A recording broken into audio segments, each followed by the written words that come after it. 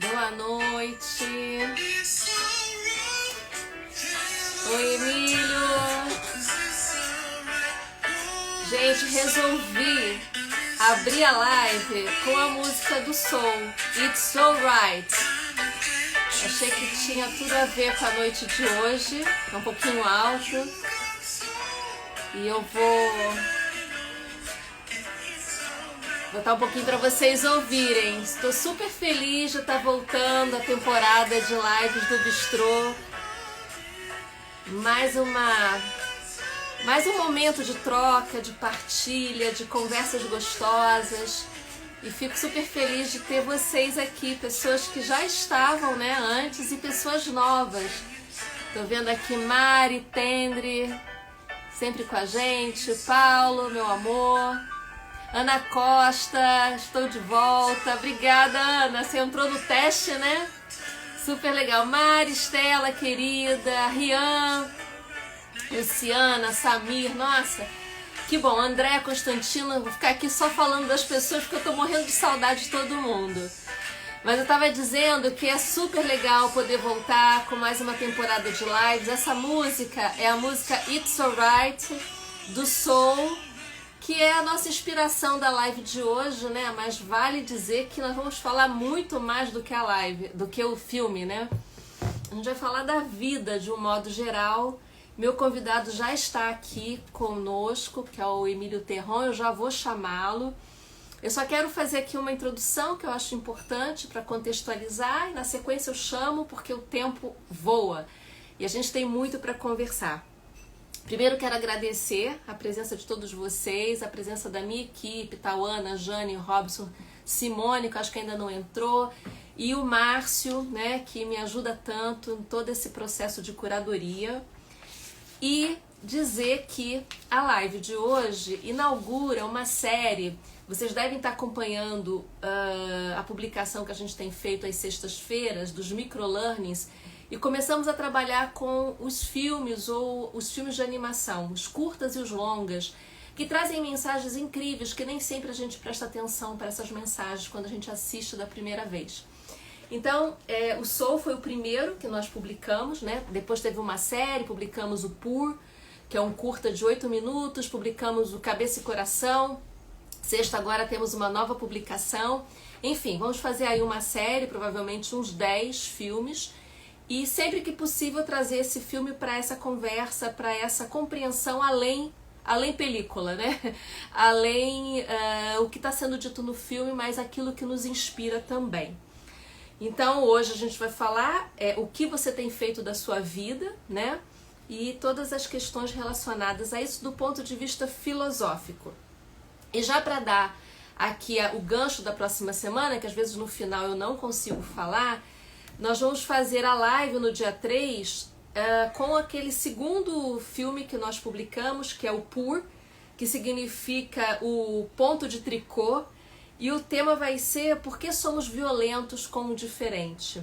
E para conversar comigo na semana que vem vai estar a Silvana Andrade, que é consultora, pesquisadora na área de diversidade, inclusão e equidade, sócia da Parangolé do Saber. Adoro o nome da empresa dela, Parangolé do Saber, né?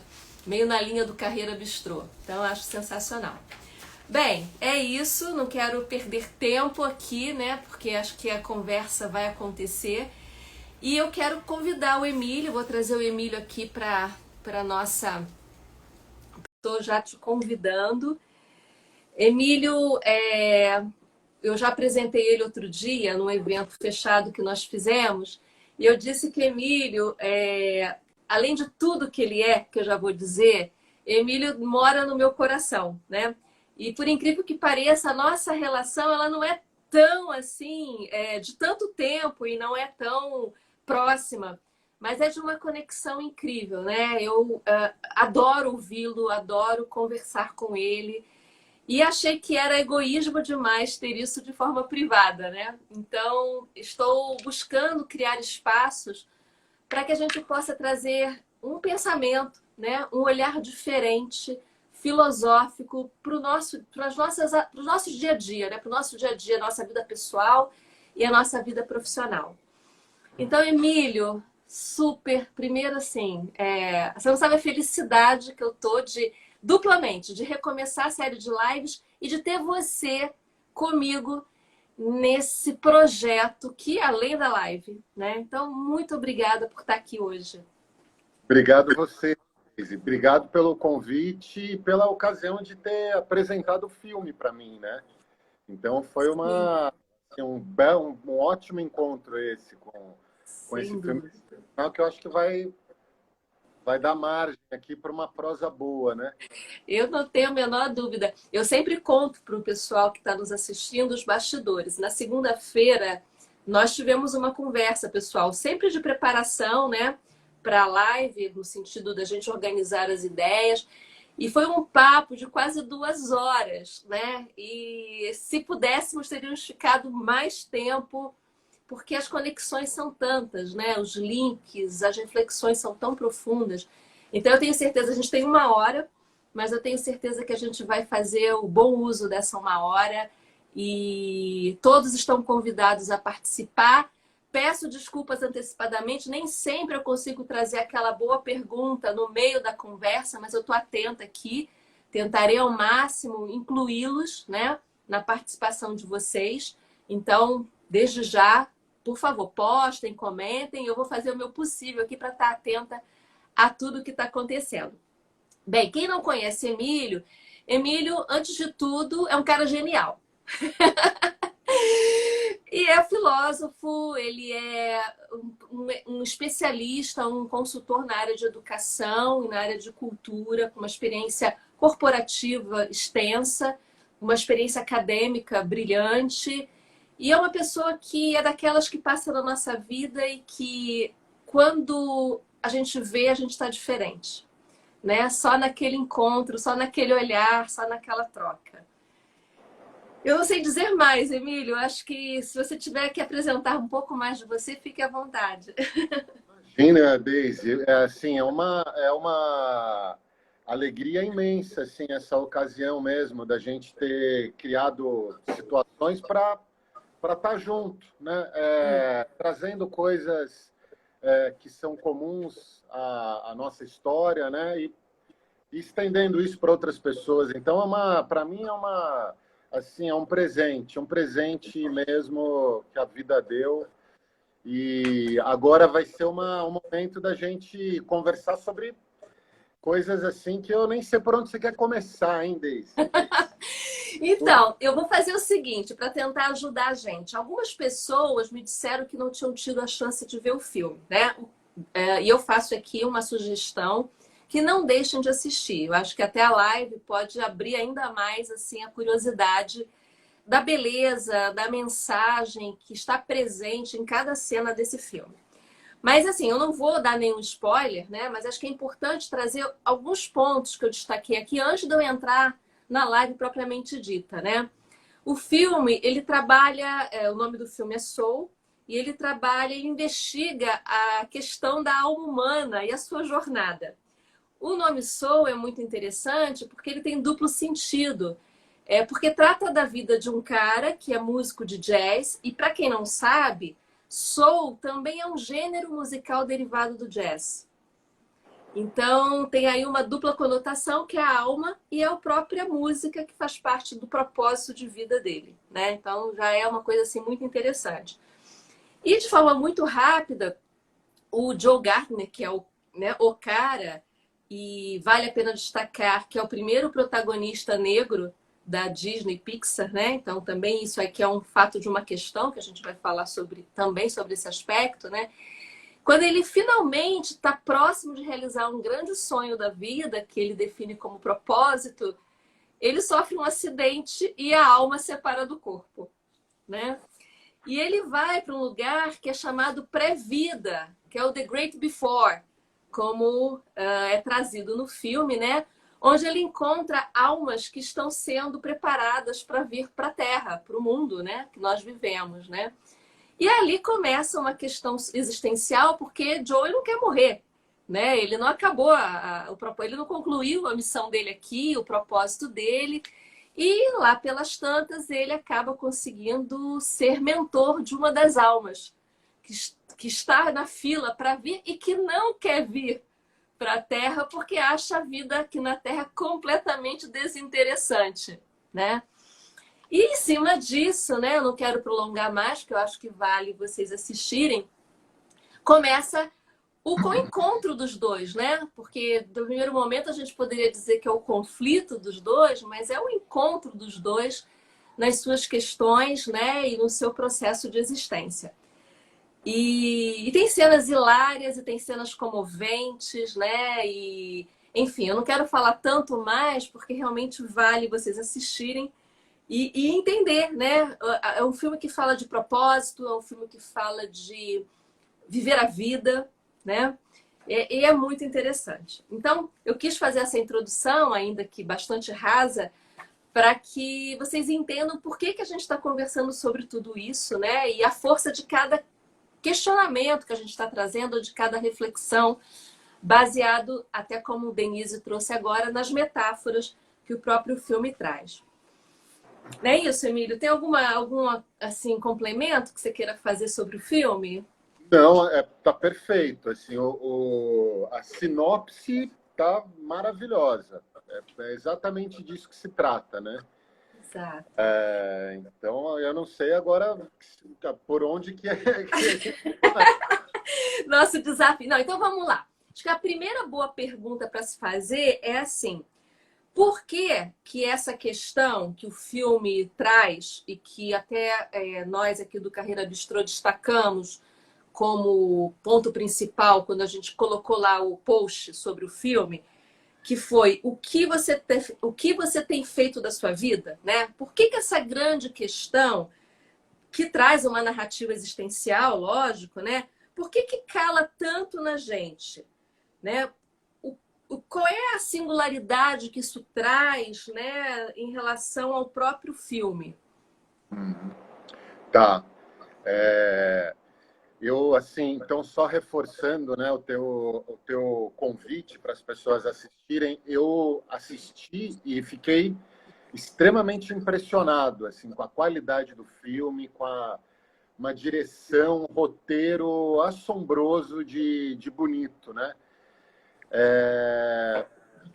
E eu acho que ele traz um tema que é um tema que toca a vida de qualquer pessoa, né? Hoje é um tema extremamente assim, crucial para que a gente, de algum modo, lide com ele, né? Eu tenho certeza absoluta que esse é o tipo do filme que muda a vida de alguém, assim, que pelo menos ele fica ressoando e te levando a lembrar justamente por isso, porque ele escancara essa pergunta: o que a gente está fazendo da nossa vida, né? E a questão maior, eu acho que ela incide sobre algo que, desde o momento em que parece que a gente vem ao mundo, a gente já começa a acolher determinações da família, da escola, dos amigos, em que a gente tem que ser alguém, né? Aí você pergunta para uma criança: o que você vai ser quando crescer, né? Porque parece que a criança não é ainda. Ela só vai ser quando ela crescer. E está intimamente ligado com uma certa, né, que carreira que você vai escolher, aonde você quer chegar, né? O que você vai querer de fato possuir, ter. Então a gente fica muito preso a esses imperativos que a gente se impõe, e a nossa vida passa a ser uma espécie de direção obstinada para se chegar nesse ponto. E ao longo dessa vida, a gente vai se relacionando com tantas outras coisas, né, que poderiam fazer com que a gente revisse esse propósito, que pudesse nos levar, de repente, a desviar completamente o caminho, abandonar aquilo para ir para uma outra direção, mas a gente fica obcecado por esse destino que a gente se impõe, né? E que é estimulado pela sociedade, pela família e por tudo, pelas mídias e tudo mais, né? Então, acho que o ponto mais interessante desse filme é mostrar um pouco essa prisão que acomete a todos nós em relação a essa obsessão por uma forma, por um ideal, por uma crença, por um objeto, por uma finalidade, né? E ao invés da gente apreciar a jornada da vida, né? Apreciar a travessia, apreciar justamente, então, essa caminhada que ela em si já é a grande fonte da vida, né? Então, acho que essa é uma espécie de... Ele faz um apelo para uma outra modalidade existencial, no sentido de que a gente possa ter uma saúde mais poética, uma saúde Sim. mais que possa nos levar a se encantar por aquilo que a vida está oferecendo no aqui e agora para a gente, né? É esse chamamento no sentido de convocar para uma espécie de esplendor da presença, ao invés de ficar só atento ao destino, ao momento em que a gente chegar em algum lugar, né? Sem Então, acho que dúvida. esse eu não sei se Nossa, eu você... adorei isso, esplendor da presença. Nossa, eu vou adotar no meu vocabulário, porque a gente fala da presença, né? Mas esplendor da presença traz um, né? Já sentia, sabe aquele esplendor de carnaval? Esplendor da presença é É, você, né? é, eu acho que tem, como você está falando, o carnaval, ele convoca e tem encontros na vida que parece que a única coisa que nos cabe oferecer é essa plenitude, né? Sem dúvida. Aqui E a, agora, está num regime de entrega para aquilo que se passa. Mas, a gente, quando conversou, a gente até trocou um pouco, né? Falou sobre essa questão e eu trouxe aquela frase do John Lennon, né? Que a vida é aquilo que acontece enquanto fazemos planos, né? Então é muito disso, né? Que jornada é essa que a gente às vezes não está nem prestando atenção ao que está acontecendo e que tem uma beleza, que tem e que a gente não usufrui disso porque tem essa obsessão, esse olhar pro lá na frente, né? Como se aqui agora não tivesse acontecendo nada de sensacional, né? exatamente. Tem uma frase do Guimarães Rosa, num livro lá, o Primeiras Histórias, que ele fala assim: quando nada acontece, há um milagre que não estamos vendo. Uau! E eu acho que é aquilo que nos tira da possibilidade de apreciar o milagre enquanto ele está se dando, são essas fixações, né? Essas metas que a gente se coloca, é como se a gente estivesse fazendo uma trilha, né, numa montanha, e falar: "Ah, a única coisa que me interessa é chegar lá no topo da montanha." Aí, a grande graça de uma trilha é justamente o percurso, né? Sem É dúvida. o chegar é o que menos importa, Sem né? dúvida. Que é assim um pouco a vida poética é essa que não precisa do fim para chegar. E esse filme, a gente vai passar por alguns outros temas que vai acabar Sim, fortalecendo um pouco isso, mas é um pouco essa ideia, né? Da sem gente dúvida. lembrar que é isso, né? Que a vida uma frase que eu gosto muito também do Guimarães Rosa, né? Ele fala assim: no ir, seja até onde se for, tem de se voltar, mas seja como se for, que se esteja indo ou voltando, já se está no lugar, no ponto final, né? Então, você Nossa, pode, você pode até, no fundo, você se coloca, eu quero chegar lá, mas se caísse essa ficha para nós, que a vida é essa coisa assim de uma obrigação imediata, né? Que é isso que importa, porque a gente não tem grandes garantias em relação ao amanhã, né? sem dúvida. Então é isso. Então esse é o ponto que eu acho que esse filme vai, assim, é cortante. Vai. E a coisa das respostas também, eu estou até extrapolando um pouco do quanto que a gente tem respostas prontas para tudo, né? E a gente não abre um olhar investigativo, exploratório das novas possibilidades, né? A gente já passa por aquilo, já achando que sabe, que já tem um pensamento, uma resposta, uma definição. E o quanto a gente deixa de abrir novos olhares, novas perspectivas, né? E isso que a chave, né, desse encontro da alminha com o Joey, né? Sim. Essa alma 22, que ela é exatamente essa figura que é o contrário disso que você acabou de falar. É. Desse ser humano que está aprisionado num juízo, na certeza, né, nas convicções, que geralmente simplesmente está advogando em causa própria, né? Exato. Reforçando aquilo que ele já sabe, aquilo que ele é, então ele só quer confirmar. E é tão bonito essa disposição mais da ordem da humildade, do encanto, da abertura para o outro, da curiosidade, né? Da escuta, né? Exatamente. De uma escuta, porque, né, a cada encontro, se a gente pudesse perceber que a gente tem a chance de incorporar uma diferença, ainda que seja pequena, sutil, e que a nossa subjetividade nunca está pronta, e que a gente vai se formando, vai se construindo, né, à medida dos encontros da vida. Eu acho isso tão ético, né? Pensar. Tem uma frase também no Grande Sertão Veredas, do Guimarães Rosa, que eu acho tão bonita. Ele fala assim: eu vou falar o que eu sei e o senhor não sabe, mas o principal que eu quero falar é o que eu não sei se sei e talvez o senhor saiba. Né? Essa coisa assim de quando você está encontrando o outro, a gente entra num terreno que não está nem em mim nem em você, é alguma coisa que está se passando entre os dois, né? Exatamente. Então eu acho que esse contato aí que o Joey teve com essa alminha 22, né? É esse momento em que ele te autoriza a viver essa abertura para o outro, né? Essa abertura legítima, que antes a obsessão dele não o autorizava, né? Sem dúvida. Você fez uma análise muito interessante do perfil dos dois. Fala um pouquinho como é que você enxerga, né?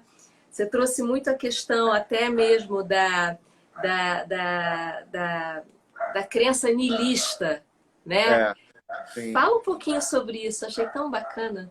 Ó, os dois, assim, é uma coisa que eles padecem de um mal, né? Os dois têm lá a tua defasagem em relação a uma exigência da vida, de uma vida no sentido forte da palavra, né? Do chamamento da vida, assim. E a gente pode pensar, usando uma terminologia do Nietzsche, que os dois sofrem de niilismo. Niilismo. A alminha 22, ela sofre de um niilismo chamado niilismo passivo, que é, no fundo, um nada de vontade. É um nada de vontade. Ela simplesmente quer, ela nada leva ela a aderir à vida, né? Ela não quer vir para. E é uma pessoa extremamente inteligente, Sim. né? Porque ela tem, imagina, a alma 22, os caras estavam numa contagem de alma que era da ordem dos bilhões, lembra? E ela é 22, É ela é 22. antiga, né? É uma alma madura. Uma alma antiga que teve contato com Jung, com Copérnico, né? Com Madre Teresa de Calcutá. Não, peraí, você vai me permitir falar as frases, porque eu peguei, né?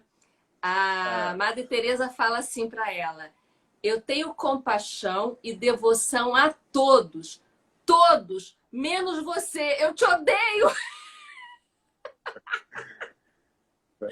E Copérnico, bom. O universo não gira ao seu redor. Está ouvindo? E Jung, cala a boca, meu inconsciente repudia seu ego. É demais. Dizer, a menina, assim, é insuportável. É um niilismo. Quando a gente convive, porque eu acho que todo mundo já encontrou esses seres, né? Opa! Que são extremamente inteligentes, são sabidões, mas eles são aqueles que ficam numa guarita dando tiro para tudo que é lado. né? Não é uma coisa assim de afirmar a vida. Eles têm uma disposição mais crítica, né? Sim. E então ela tem essa coisa assim de ter perdido, assim, apesar de todo esse conhecimento que fica muito numa espécie de abstração quase intelectual, né? Ela não tem o afeto corporal que a liga à vida, né? Sim. Parece que ela não foi visitada por uma intensidade que a levasse a restituir esse vínculo com a vida. E é isso que, em geral, acontece com esses nihilistas, com essas pessoas que falam assim, o homem é uma desgraça, a vida humana é uma... A gente tem que se conformar e é por isso que é isso mesmo, não tem jeito, você está querendo assar, a vida não tem saída, a vida é um beco sem saída, né? São essas pessoas que nunca foram tocadas Sem dúvida. por uma intenção, assim, o temperamento delas, ela produz aquele modo de pensar. São pessoas que precisam, para se proteger da vida, recorrer a esses pensamentos nihilistas. Então, o pensamento, para essas pessoas que foram marcadas por algum trauma, por algum mau encontro, por alguma impossibilidade, por um fechamento para essa intensidade, eles vão usar o pensamento não para se compor com a vida, não para entender ou levar a vida mais longe. Vão usar o pensamento para se proteger da vida. Para mostrar assim, ó, esse aqui, olha como eu sou inteligente, olha como você é imbecil. E aí ele simplesmente está nessa arrogância nihilista, pessimista, né? Então ela tem esse nada de vontade. O outro, Joey, ele assim, ele está numa fase anterior, né? Ele tem uma vontade de nada. O Nietzsche chamaria uma vontade de nada, não é um nada de vontade dela. Ele quer se chegar, ele inventou uma forma, então por isso que o dele seria mais um niilismo reativo. Ele produziu na cabeça dele um ideal onde ali ele seria feliz. Ali ele naquele momento que ele encontraria um paraíso em que nada mais ele sofreria, nada mais levaria ele a lamentar, porque ali era o grande acontecimento, a grande consagração, né, de uma vida. Isso, se a gente for ver, está muito presente tanto nas saídas religiosas que a gente se coloca, né, o outro mundo, quanto nas saídas humanas. No futuro vai ser melhor, o anarquismo, o socialismo, o capitalismo, o veganismo, tudo isso, de algum modo, segundo essa leitura do Nietzsche, são projeções nihilistas, porque a gente projeta ali, em algum lugar, o terreno da nossa grande felicidade, né? E num certo sentido, a gente perde justamente a possibilidade de afirmar a vida enquanto ela se dá.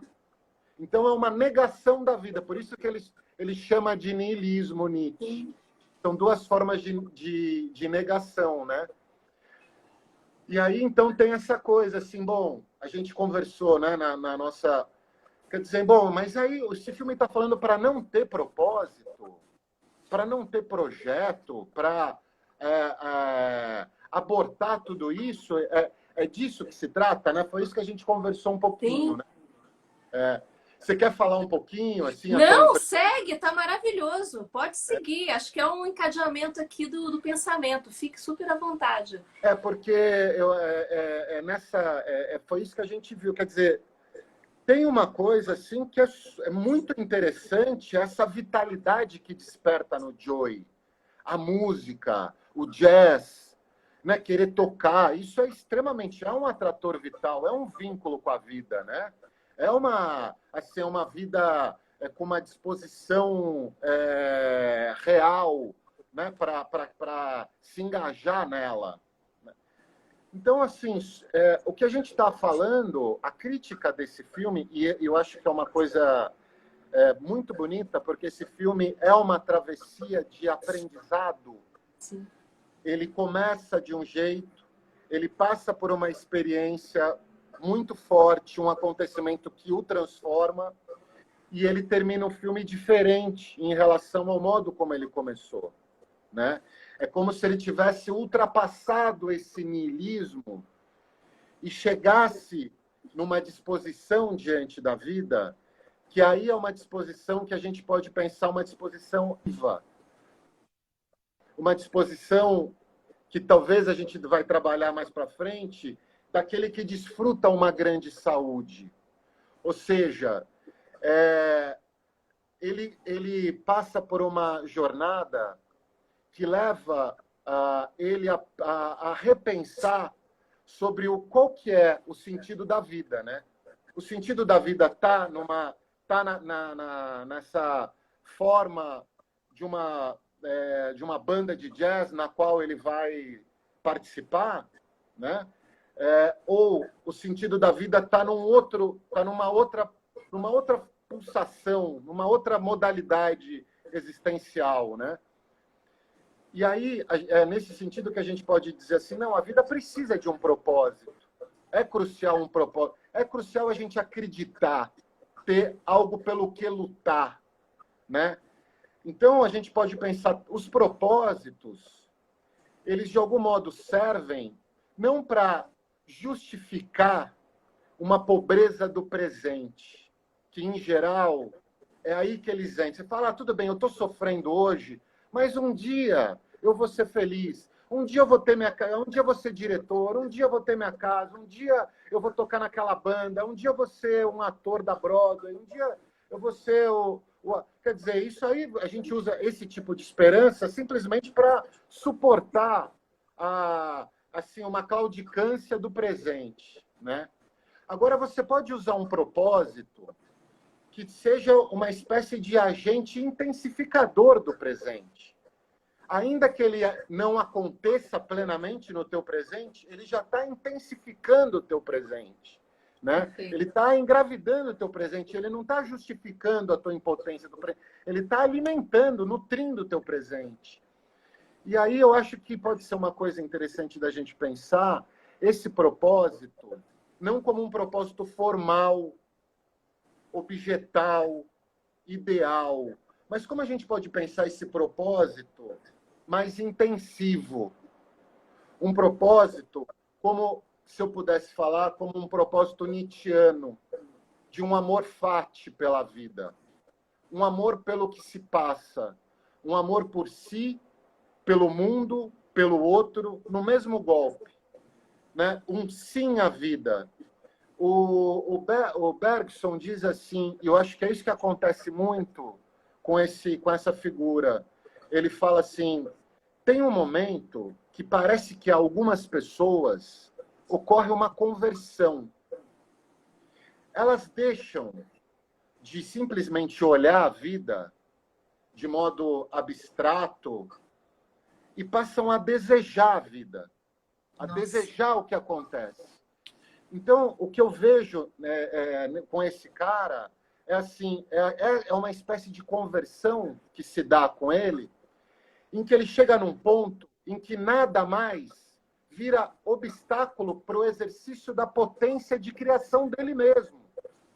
Então, você vê que ele já não mais recusa o caminho que ele tinha que fazer, ele adere ao que ele fala assim, bem-vindo a casa, me interessa, eu não sei para onde eu vou, me interessa. Aí, quando ele realiza isso, aí essa Zé, né, fala assim, não, agora então você vai voltar.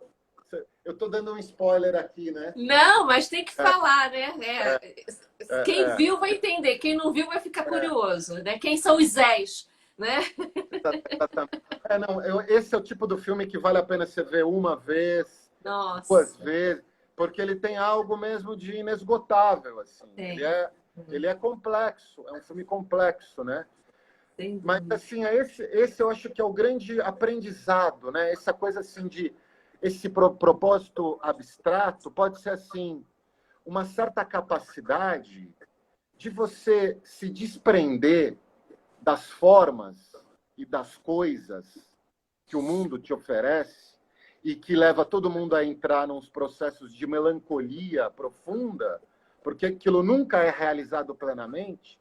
Você se desapega desses seres e desses nadas e se apega ao movimento da vida. Esse é o grande aprendizado. É a simpatia pelo movimento da vida. É isso que ele conquista.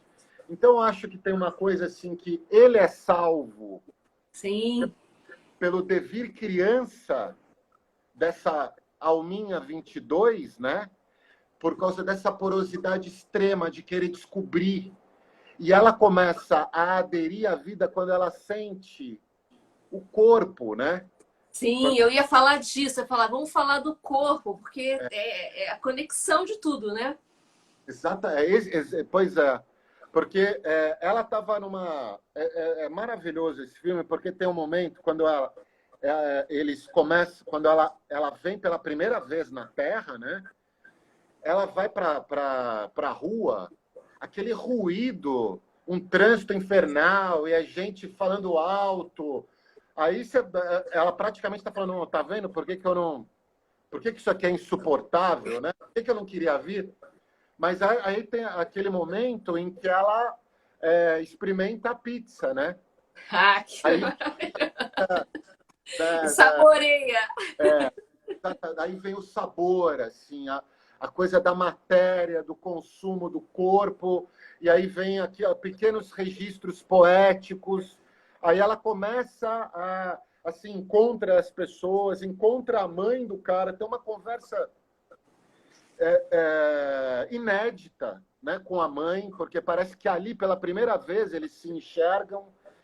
Ela, né, quando ela está lá no barbeiro, a maneira como ela tem curiosidade que ele nunca tinha tido, né, pelo cara que cortava o cabelo dele. Então, ele começa a perceber que também essa porosidade é algo muito transformador, né? Isso, como você estava falando, aquela que se coloca no encontro com uma, sabe, com uma disposição de um aprendiz, né? Porque E sem um compromisso formal, né? Porque exatamente nesses momentos mais assim livres, mais no sentido da conexão com o outro, de estar apreciando alguma coisa, que acontecem as coisas mais belas, né? pois é. É isso que é incrível, né? Assim, a gente, quando ele está compondo uma música, né? Ele coloca ali no lugar da partitura isso que você está dizendo, né? Isso que aconteceu quando ninguém estava esperando nada. Né? Que, de repente, a vida... Se você está com alguma disponibilidade para a vida te surpreende por ela mesma, mesmo que você não tenha intenção, né? Até o Guimarães Rosa fala, felicidade é o que se acha nas horinhas de descuido. Olha... E é um pouco isso, né? Porque é aquela cena da folhinha caindo, né? Da música no metrô. Eu não tinha alguma coisa acontecendo com as pessoas na cidade também, que é um momento... Então, assim, é aí que você vê, quando o corpo é tocado, quando ela sente esse afeto corporal, que aí ela decide aderir à vida, né? E uma coisa que me chama muita atenção também, Emílio, que faz parte muito do meu universo, é o enfrentamento das conversas, né? Essa leveza de poder falar coisas e trazer seus sentimentos de uma maneira autêntica, honesta, né? Quando você cita a cena da barbearia ou a cena da conversa dele com a mãe, que na verdade é ela, né? Que está na conversa no corpo dele, né? A autenticidade, a verdade, né? Que nunca antes tinha acontecido, exatamente porque ele nunca tinha se colocado nessa possibilidade, né? Então, tem até algumas pessoas aqui comentando, né, que a conversa da mãe, né, a Solange falou, essa conversa com a mãe é reveladora tanto dele quanto dela, né? Foi o primeiro momento em que houve uma permissão, né, de se falar do que se sente, do como se encara o mundo, né? Sempre foi uma conversa difícil de acontecer, né? Sem espaço de empatia, né? Então, me tocou muito essas situações onde as conversas aconteceram de maneira fluida, honesta, sem o peso do compromisso no sentido negativo, né? Que bonito isso que você está dizendo, viu, Daisy? Porque é mesmo, né? É tão emocionante. Aquilo que nos emociona geralmente vem quando o outro está desarmado e decide dizer a tua integral, né? Sem escamotear, sem pensar, será que ele vai gostar, será que não vai gostar? Mas é essa fala franca, né? E que não é assim, ó, eu não estou me relacionando com uma projeção que eu faço do outro, do que o outro vai achar, como eu tenho que me comportar para não ser julgado pelo outro, que daí já perdeu a coisa, né? Mas quando vem, né, um dizer com essa qualidade assim, né, de necessidade, quando tem a marca da necessidade, assim, né? Você fala, poxa, e parece que isso é raro, né? Infelizmente, isso é raro e a gente vê que é a coisa mais bonita da vida, né? A coisa mais bonita é esse desarmamento, né? Uma espécie de se desnudar e você poder soletrar aquilo que você é, né? Porque até na sua fala, né, a gente até coloca as nossas conversas de forma suspensa, né? Você sempre deixa para depois. Você nunca realiza no aqui e agora, né? Depois eu falo isso, depois eu comento aquilo, depois eu... E essa conversa, esse encontro, né? Você adora a palavra encontro, sempre presente nas suas falas. Os encontros não acontecem verdadeiramente, porque a gente nunca está ali, né? Nesse esplendor da presença, como É, você trouxe, né? é. Sempre a gente está sendo... Porque o que nos tira desse encontro, ou é uma... Assim, hoje tem uma parafernália de coisas que nos tiram do encontro. O celular é uma coisa que, Opa, né, a gente nunca está... É numa semipresença, né? A gente tá... Parece que sempre tem alguma coisa mais importante, né? sem dúvida. E eu acho que essa disponibilidade para o encontro tem a ver com uma coisa assim da gente poder abrir mão de qualquer outra finalidade que não seja o encontro. É deixar o encontro produzir as suas finalidades, as suas formas. Só que o que a gente faz é o contrário. A gente impõe as nossas formas, né, os nossos modelos e modula o encontro. E é tão bonito quando a gente se deixa nascer do encontro mesmo, né? Se deixar parir do encontro e um encontro forte na vida, ele produz isso mesmo, né? Ele é capaz de renovar a nossa relação com a vida, reinventar um futuro, renovar nossa relação com o passado, né? Mudar o nosso vínculo com o presente, ele muda a vida. E só que eu acho que tem assim exige uma não é disciplina, é disponibilidade. Exatamente, adorei. A gente usa muito essa palavra disciplina, né? Como se a gente tivesse que ter, mas a gente nunca tem a disponibilidade, né? A disciplina no sentido, não, eu preciso marcar, eu preciso agendar, eu preciso fazer, mas eu nunca me coloco no lugar do que eu quero, né? Eu estou aqui aberto para, né? É interessante isso. Na França, no século passado, né, eles tinham a coisa lá o surrealismo, tinha uma prática, os poetas surrealistas, que era uma prática do flaner, da flanerie. Eles saíam pelas ruas sem nenhum destino e deixava essa caminhada pelas ruas determinar o que seria o dia deles. Então eles podiam começar seguindo um cara, entrava num beco, subia, entrava num prédio, e era uma coisa assim, porque eles estavam muito mais atrás dessa disponibilidade do acá. É essa disposição para poética que importa, ao invés desse rigor do fritar os miolos e se debruçar sobre um livro, né? Ou sobre um caderno, alguma coisa. Tá com um grau, né? Habitar um certo corpo poroso num presente mágico, né? Esse que é eu acho que isso é algo muito ético, né? Para que a gente pudesse possa... A Silvana, que é a minha próxima convidada da semana que vem, escreveu algo lindo aqui, que é a disponibilidade de afetar e ser afetado pelos encontros, né? Perfeito. Eis a grande... eis a ética, né? A Eis gente a tem ética. estou vendo aqui. Essa... Bem, nós estamos caminhando para o fim já, infelizmente, né? Mas, enfim, a ideia é trazer à tona algumas questões e não esgotá-las. Acho que também não dá para a gente não conversar, Emílio, sobre a questão que eu trouxe, né, de ser o primeiro protagonista negro, né? E o que essa abordagem nos sinaliza também quando a gente pensa também na projeção de identidades, na questão das singularidades, da diversidade. Acho que também provoca muito, né? Até a gente conversou, nós dois falamos muito sobre aquela cena da barbearia, que até nas nossas pesquisas, né, os criadores do filme trouxeram essa cena de forma muito emblemática, né? Como um aspecto de cultura negra, né? Então eu queria te ouvir um pouco sobre isso.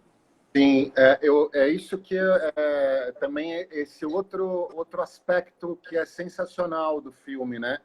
Ele trata ele faz essa espécie de elogio à alteridade, essa transformação que decorre do encontro com o outro, né? E ele traz para nós coisa que dificilmente chega para nós, e principalmente quando vem através da Disney, né? Então ele trouxe para nós o contexto de uma ambiência, de uma cultura diferente da cultura que chega para a maioria das casas, né? Que chega, a gente é colonizado, historicamente colonizado, a gente é formatado do ponto de vista de um padrão de normalidade, né? Um padrão que é imposto por um rosto branco, europeu, pai de família, né? Macho, trabalhador, tudo mais. Isso aí é o modelo. Esse é o modelo que acabou organizando toda a nossa, praticamente o mundo como um todo, né? E hoje, mais do que nunca, a gente está vendo vozes que foram historicamente abafadas por esse rosto dominador e que estão pedindo é urgente isso ser desabafado, isso eclodir no mundo, né? Inclusive em nós. Então, uma coisa que foi muito interessante desse filme é mostrar o contexto, né? De um cara que, assim, a gente também conversou isso no nosso encontro, né? Era um cara muito tocado por Dionísio, né?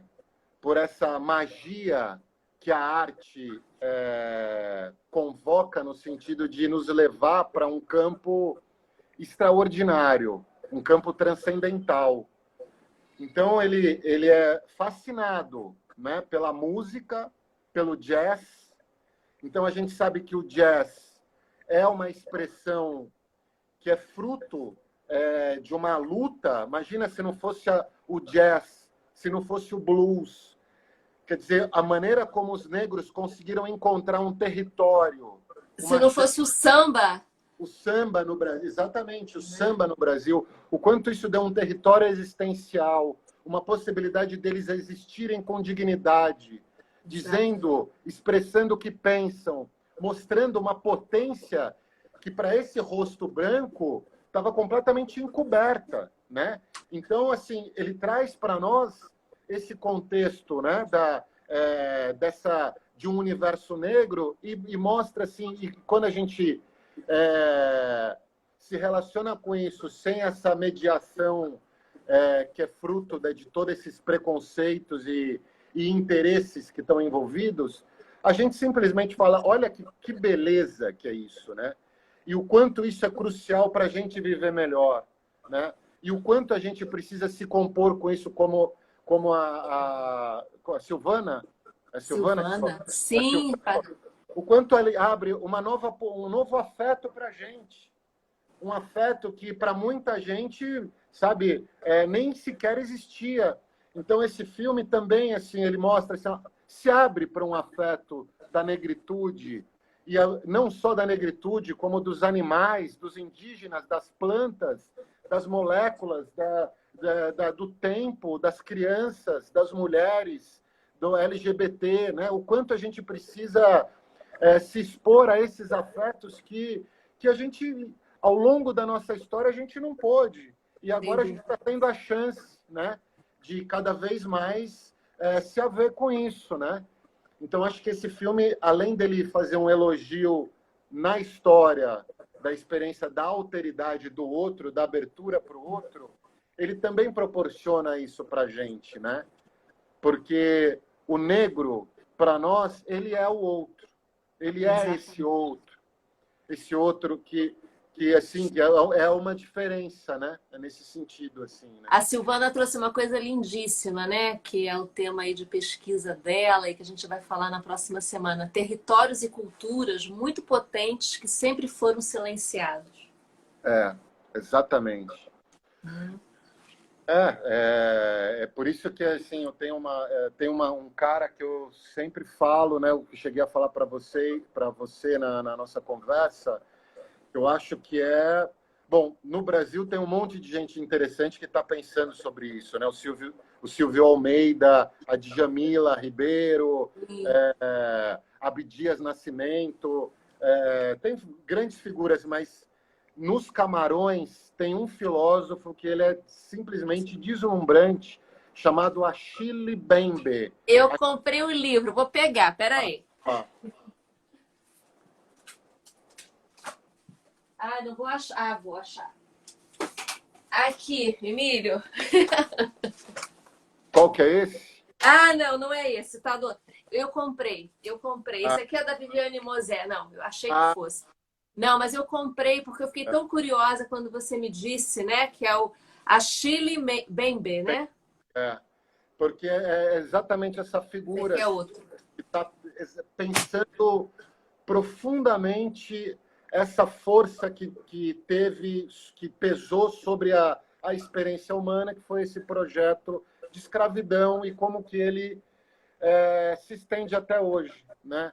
E se a gente não reparar isso, a gente vai ter uma vida mutilada, né? Então, cabe, de fato, a gente reconhecer uma história de violência para que a gente não reproduza ela a todo instante, né? Porque se a gente não reconhece, a gente repete, né? Então, eu acho que quanto mais a gente se abrir para essa ética de uma alteridade, talvez menos chance a gente tem de reproduzir isso que já deveria ter sido extirpado há muito tempo, né? Dessa nossa jornada aqui nesse planeta, né? Nossa, a gente não podia acabar melhor e fazendo um link lindo aí com o papo da próxima semana. O tempo voa. Nós temos 7 minutos e eu quero ainda que você faça uma despedida. Eu sempre entrego a live para o meu convidado, mas eu sempre trago um presente também para o meu convidado, né? E você sabe o quanto eu adoro poesia, o quanto que eu trago a poesia para a minha vida e para o meu trabalho. E eu escolhi uma poesia que eu achei que tinha muito a ver com a nossa conversa, Emílio.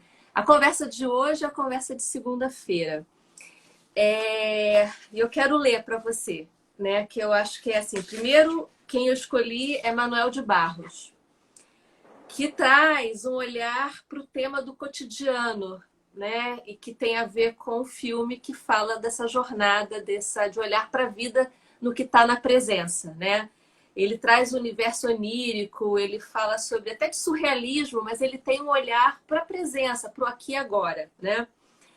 E esses versos estão adaptados, tá? Não é na íntegra, porque é enorme. E é uma primeira passagem só num poema chamado Olhos Parados, que fala sobre uma pausa e uma reflexão sobre a vida.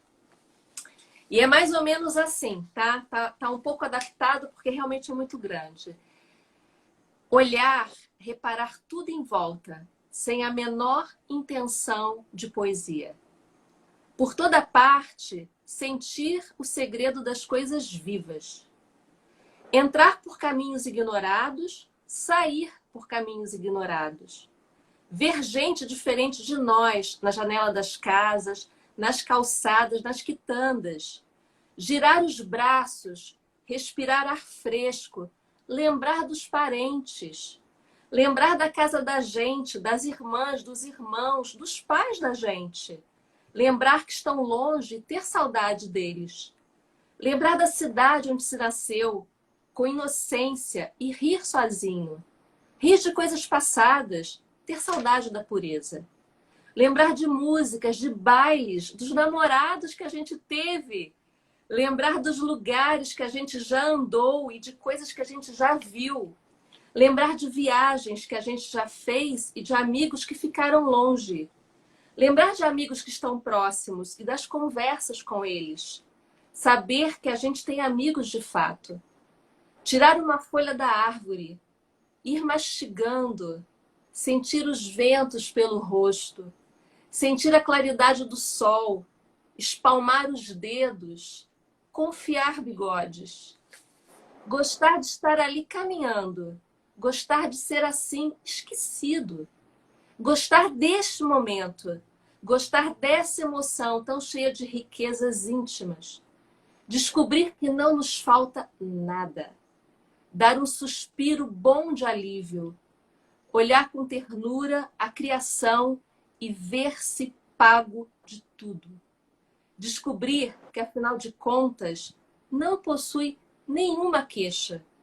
Que está sem nenhuma tristeza para dizer no momento.